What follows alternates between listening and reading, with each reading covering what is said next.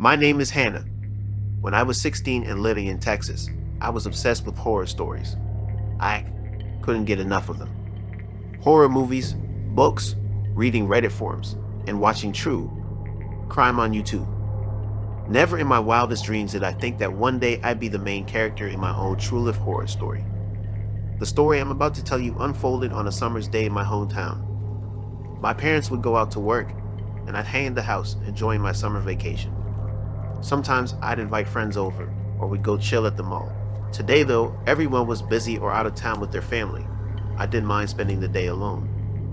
The aircon in the house was better than the Texas heat anyway. It was approaching lunchtime, and I was getting hungry, so I decided to order from DoorDash. My parents absolutely hated DoorDash and food ordering apps. They just read some weird story online about creeps delivering food. But like, who even believes those? Millions of people use DoorDash every day with no problem. So I get on the app and order from Chick-fil-A, my guilty pleasure. At this point, everything seemed normal. I placed the order and was notified your driver, Eddie, is on his way. I don't really like answering the door to delivery guys, so I made a specific request to leave the food on the doorstep. If you've never used DoorDash before, let me tell you, that's a totally normal request. The food. Delivery person usually comes up to the door, leaves the food at the door, and then updates the app to say that the food has been delivered. Sometimes they might knock on the door or ring the doorbell just to make sure that you know. But either way, it's a pretty normal thing to do. Eventually, I got a notification on my phone that Eddie was on his way, and then another saying that he was pulling into my street. Usually, this would mean I'd hear a soft thud of my food being dropped on the porch, and then my phone would beep to let me know that the delivery was made. But not today. I heard the car door open and close, footsteps as Eddie approached the house, and then nothing. Weird. How long does it take for this guy to drop off my food? I was upstairs in my room, so I went to the window and peeked out. I could see his car on the street, so I knew he hadn't left yet. I checked my phone. He definitely hadn't updated the app to say that the delivery was made, so I assumed he was still on my porch. And then I saw him. He walked back out onto the driveway and looked right up at my bedroom window. He was tall, scruffy, a bit unkempt looking, but there was something in his eyes that freaked me out. They were so dark, like he had no irises, just big black pupils. I quickly moved away from the window. Just hurry up, dude, and leave. Next, I heard 3 loud, slow knocks on the front door. What the actual fuck was going on? I stood in silence in my bedroom, afraid to move. Eddie knocked again, but this time louder and more forceful. I called down that he could just leave the food on the porch and I'd come get it. The knocking continued, louder and more forceful. This was when I realized he wasn't just knocking now. He was kicking the door. Was he trying to get in? I moved towards the top landing of my house, where I had a good view of the door, and called down again. Is there a problem with my order? You could just leave it on the doorstep. It's fine, really. I tried to keep my voice steady, but inside I was shaking. Hannah, came Eddie's voice. Let's not play games. Open the door. I don't know how else to explain it, but his voice wasn't like a normal human voice. It was the voice of a madman, the type of voice you've heard in horror movies like Hannibal or The Shining. This dude was going to kill me. I just knew it. No sooner had the thought passed my mind when the door broke open. There at the bottom of the stairs stood Eddie, his tall figure silhouetted in the Texas sun. With Eddie in the house, my brain ceased to function, and my body took over. I ran into the nearest room, my parents' bedroom, and barricaded myself in. Downstairs I could hear muffled sounds of Eddie ransacking the house. Then nothing. I thought maybe he'd left. Maybe he just robbed the place, but then the door handle to my parents' bedroom began to jiggle. Eddie's voice, eerily calm, sent shivers down my spine. Hannah, you didn't leave me a tip, but such a pretty young thing like you can surely find a way to pay me back. The horror of the situation truly hit me. This man was here to violate me. A surge of adrenaline pushed me into action. I pushed open my dad's closet, where he keeps his golf clubs, and hid beside the door. The next few seconds seemed to stretch into hours. Eddie managed to use a knife from the kitchen to jimmy open the door. As he stepped in, I swung the golf club with all my might, catching him off guard. There was the sound of something crunching, and then Eddie screamed, grabbing at the back of his hand. Without wasting a second, I bolted from the room and ran to a neighbor across the street. Thank God they were home, and I was able to call 911. The cops arrived pretty quickly, but still. Eddie had vanished before they got there. The police took the matter very seriously, but I heard from my parents that DoorDash denied having an Eddie on file. It turns out they were lying to us though, and lying to the police, because weeks later we read a news article about a DoorDash delivery guy named Eddie who brutally attacked a group of teenage girls having a slumber party.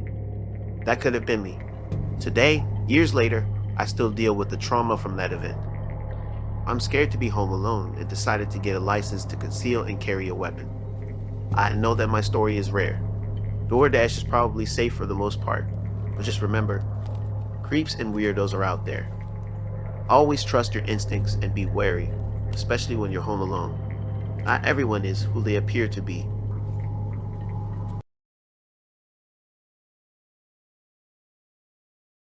I'm a single dad to a wonderful daughter who's been the light of my life from the very moment she was born. It would be an understatement to say things weren't easy after her mother passed, but we made it through the grief together, and that had strengthened our family bond. My daughter had since grown and flown the nest, and we've always had a great relationship. But when she was growing up, I found myself gripped by fear that I'd end up losing her too. Sometimes that terror of loneliness was just background noise, something I managed to ignore by busying myself. Other times it was overwhelming, and I become so overly cautious and protective of her that sometimes I feel like I failed her as a father. She missed out on a few field trips, a handful of her friends' birthday parties, and a whole lot of playdates, all because I was just too nervous to leave her alone in a place that I wasn't familiar with. It got to the point where, around the time of her 13th birthday, I realized that I'd never left her home alone before. Even when it came to short grocery store runs, I'd insist that she'd hit pause on whatever she was doing to join me on whatever errand I was running. That worked when she was younger, but then the older she got, the more she appeared to resent being attached to my hip. The whole thing culminated in a small argument one day when she was insistent on me leaving her at home so she could finish off some homework while she was still feeling studious. My words, not hers by the way. I won the argument and she had a face like thunder during the ride to the grocery store, but I started to wonder if I should be relaxing my policies as she got older. A few months later, after a long period of reflection, I walked into her room and told her that I was making a quick run to Target to pick up a few things. She groaned, slumped off her chair, and moved to put her shoes on. Then, with theatrical timing, I told her that I would be going alone. She smiled, the kind of smile that brings a lot of joy as a parent. It was a smile that marked a milestone in both of our lives. She was growing up, and it was time to start giving her some space. I know it might sound pretty dumb, but I actually got a little emotional while climbing into the driver's seat and edging out of our driveway. The whole kids growing up so fast thing is for sure overused, but it's overused because it's true. By the time I got to Target, I fought back all the tears, and after repeatedly telling myself everything is going to be fine, I actually began to feel a semblance of calm. Then, as I'm walking up and down the aisles, picking up odds and ends, I feel my phone start to vibrate in my pocket. I pull it out and see it's my daughter calling me, probably to ask me to pick something up for her. I press the green button, bring the phone to my ear, and before I can even say anything, all I can hear is screaming and crying. I just left the shopping cart where it was, sprinting out of the store and back towards my car. Then, as I was driving back to the apartment, I tried calming her down and getting her to tell me what was happening. She just kept saying, I don't know, I think someone shot a gun. My next question was, are you hurt? And when she replied, yes, I just tossed my phone down, got both hands on the wheel, and then started speeding back towards our apartment. Minutes later, I was only 2 blocks from my apartment when I saw flashing lights in the rear view mirror. I felt sick as I realized that I was faced with 2 distinct choices: run from the cops to get to my daughter and risk getting myself shot or something when I jumped out of my car to run inside, or pull over, try my best to explain the situation and temporarily condemn my daughter to her fate. To some, that might seem like a real conundrum, but to a parent, absolutely zero thought is involved in the decision making. You help your child, there are no other options. I never thought that I'd ever get into an actual police chase in my life. Aside from a few parking tickets, I've always walked the line and stayed firmly on the right side of the law. So the fact that I was gunning it away from a cop car, praying they'd understand my reasoning, it was surreal in the extreme. I raced the 2 blocks back to my apartment, skidded into my driveway, then got out of the car with my hands in the air as the cops raced in behind me. I remember them jumping out too, taking cover behind their open doors, then pointing guns or tasers at me as I screamed at them. "I'm so sorry, my daughter's in trouble. I couldn't stop. I can't stop." I kept repeating my story as one of the cops approached with his gun drawn, and I don't know if it was the tone of my voice or the look in my eyes, but all of a sudden he stops and asks me where my keys are. Recognizing that he was giving me the benefit of the doubt, I told him that my front door keys were attached to my car keys and that they were still in the ignition of my car. He told his partner to keep an eye on me, then he grabs my keys after shutting off my engine, then basically runs into my apartment to look for my daughter. It was a truly terrifying few minutes for me, because I had no idea what the cops were going to find. I didn't know if it was an intruder still in the apartment, or if all they were going to find was my daughter's body, and waiting for the answer with a gun pointed at me felt like an eternity. When the cop emerged moments later, leading my daughter out of the apartment, it was probably the purest, most overwhelming sense of relief I've ever felt. But when I saw that she had blood all over her, I begged the cops to call an ambulance to get her to the hospital. And the one cop who went inside said that he'd wait with her until the EMTs arrived, or the other guy was going to have to arrest me for fleeing a traffic stop. The cop was just doing his job, I know that. There's no way that he could have just let me go for starting the car chase, no matter how small it was, but he gave me dignity of just sitting me in the backseat of the squad car while it was parked across the street.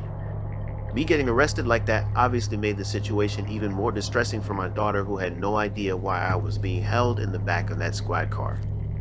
But after she calmed down a little, one of the cops checked her injuries, then came over to tell me that she'd be okay, and that all her injuries were basically superficial. I asked him if he was 100% sure, because my daughter had mentioned something about a gunshot when she called me, but the cop was able to assure me that she had no gunshot wounds, just a bunch of glass cuts to her upper arm and lower cheek. Again, I felt this overwhelming sense of relief, and for the second time that day, I found myself fighting back tears. A few minutes later, the EMTs showed up. Then after a quick examination of my daughter's injuries, she was driven to the hospital to get stitches. That was my cue to be taken to jail. But I was out on bail just a few hours later after being given a court summons for fleeing the traffic stop. I immediately drove over to the hospital to pick up my daughter, who by then had a line of stitches along the worst of her wounds, which ran along her jawline. On the way back to our apartment, I got her to tell me exactly what had happened to cause her injuries, as obviously I still didn't understand how a gunshot had caused glass injuries. She said that she was making a sandwich and getting a glass of water, and had just placed the glass of water down in front of her on our little breakfast nook when it suddenly exploded. That explosion of glass was what caused the cuts on her arm and face, and right around the same time, she said that she had heard a loud bang coming from the apartment next door. Now, without boring you with too much detail, the layout of our kitchen is such that there's no way someone could have actually aimed a shot at her. But when I got back home and spoke to the cops who were still there, all became clear. They had already arrested our neighbor in the apartment next door, as the angle of the bullet holes in our kitchen showed exactly where the shot had come from. Apparently, the guy was drunk, or at least some other kind of intoxicated, and had decided to clean his guns without checking if they were actually loaded or not. He admitted to the thing and apparently broke down crying in the cop car, thinking he seriously hurt someone after hearing all the screaming. He caught a reckless endangerment charge, which he was eventually convicted of, but he didn't see any jail time for it. He only has his guns confiscated after receiving a suspended sentence and mandatory substance counseling. And call me biased, but I think that he should have been handed a whole lot more. Me, on the other hand, I pled no contest to the traffic stop thing, but after the judge learned of the circumstances and how they were related to the other guy's reckless endangerment charge, I only had to pay $500 mandatory fine instead of having my license suspended for a year on top of that. According to my attorney, it was about as good a deal as I was ever going to get, as obviously no one is above the law and the cops take fleeing traffic stops very, very seriously. In the end, it was clear to both me and my daughter that we had both dodged a major disaster. And it was something that I was very thankful for. But just as I'd gotten comfortable with giving my daughter some space and privacy in her life, the anxiety of losing her somehow came back 100 times stronger, and it wreaked havoc on my mental health. For the first time in my life, I actively sought out therapy on my sister's recommendations, and I have to admit that weekly sessions put a serious dent in my paranoia and overprotectiveness.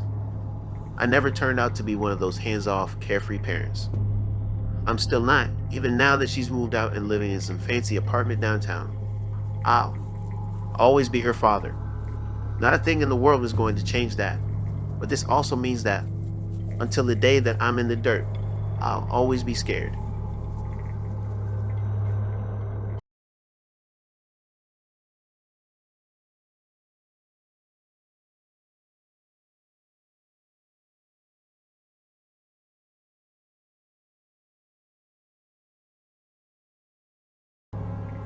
I'm a 15-year-old female and I live with my parents and my older brother. He's 18 years old. My parents work till late evenings and most of the times I'm home alone. Sometimes my brother is home with me. My family used to take care of a mentally disabled person by giving him food, old clothes, and some other things. Sometimes he used to behave perfectly like a normal person. He was not that ill that I knew of. I knew him since I was 10. He had no family and he used to live with the people that he was working for, basically cleaning and such. One evening, it was almost 7 p.m. and my brother and I were home alone. My brother was sleeping on the couch and I heard a knock on the door and I heard him, let's call him George for the sake of the story, calling my mother. I opened the door and I let him know that she wasn't home. He had slightly moved in and as soon as he saw my brother was sleeping there, he stopped in. He started whispering and asking me for my phone number. I was completely shocked. Why would he need my number and if it was for some genuine reason? Why was he whispering as if he didn't want my brother to hear it? I immediately felt uneasy and I made him leave by telling him to come on a Sunday to meet my mother for whatever reason he came for. He left. Fast forward 2 to 3 months later, and I was again home alone. My brother was at my uncle's home for my older cousin for the night. My mom and dad had to go see my grandma at the hospital and my dad would be staying there and my mom wouldn't be back until 10 p.m. Now I was in my bedroom watching some YouTube videos when I again heard knocking at the front door. It was around 8 p.m. and I thought my mom's probably back early.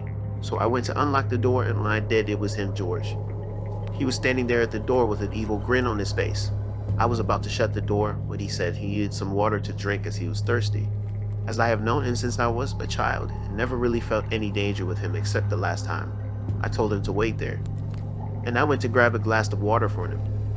When I came out of the kitchen, I saw he was already inside our living room standing there and I was kind of scared and confused.